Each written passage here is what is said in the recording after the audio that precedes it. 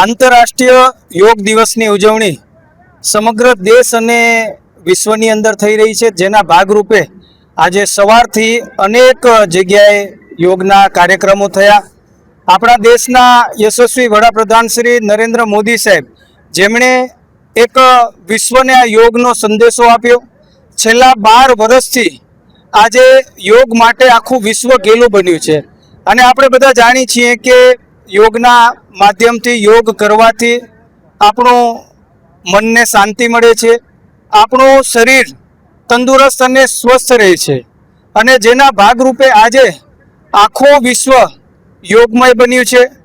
દેશના વડાપ્રધાન શ્રી નરેન્દ્ર મોદી સાહેબ હંમેશા એ દેશવાસીઓને આ કાર્યો કરવા માટે પ્રેરણા આપતા હોય, ત્યારે આજે છેલ્લા અનેક દિવસોથી યોગ દિવસની ઉજવણી અમે પણ વિદ્યાર્થીઓ સાથે કરી રહ્યા છીએ.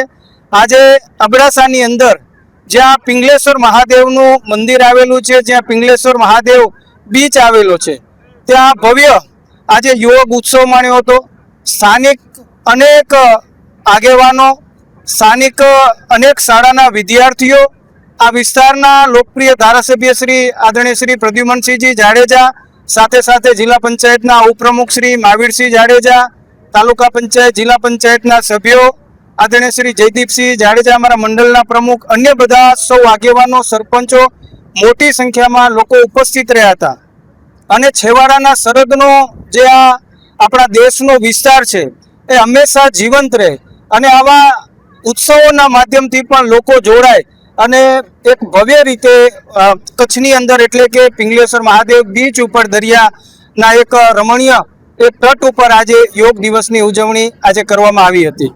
આજે વિશ્વ યોગ દિવસ તરીકે આપણે બધા મનાવીએ છીએ, તો દેશના વડાપ્રધાન શ્રી બધી જગ્યાએ ખૂબ જ સારી રીતે બધાને માર્ગદર્શન દેતા હોય અને ખરેખર એનામાંથી પ્રેરણા લેવાની જરૂર છે. સાહેબ, તમે જોતા હો કે કચ્છમાં આવ્યા હોય સાંજના અને પાછો 12 વાગે બીજો પ્રોગ્રામ રાતના અને સવારના 9 વાગે બીજી હોય અને એની કોઈથી ભાષણ કરતા હોય, પ્રવચન કલાક કોઈથી બગાસું ખાતો પણ આપણે જોયા નહીં હોય. તો એનું ખાસ આ યોગનું કારણ છે. વાત રહી આપણી કચ્છની, તો અત્યારે આપણા કચ્છ મોરબીના સંસદ શ્રી વિનોદભાઈ ચાવડા સાહેબે જે અહીંયા અત્યારે આપણે પિંગલેશ્વર બીચ જે સરકારશ્રીએ પણ એની જાહેરાત કરી નાખી છે 25 કરોડની અને 5 કરોડ એમાં ફાળવી પણ દીધા છે. એટલે ભવિષ્યમાં આ જગ્યા જે કચ્છ મોરબીના સંસદશ્રી અને સરકારશ્રીનો એનો જેટલો આપણે આભાર માનીએ એટલો ઓછો, અને ભવિષ્યમાં એ ખૂબ જ જોવા જેવું અને અહીંયા આગળ લોકો એટલા બધા આવશે એટલે અબડાસામાં કોઈ ફરવાની જગ્યા નથી. એના માટે સંસદશ્રી અને સરકારનો પણ આભાર માનું છું.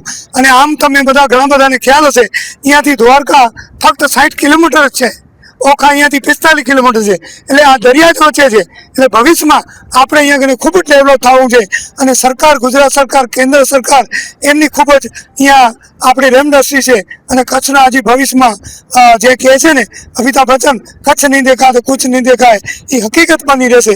એટલું કહી ખૂબ ખૂબ આભાર.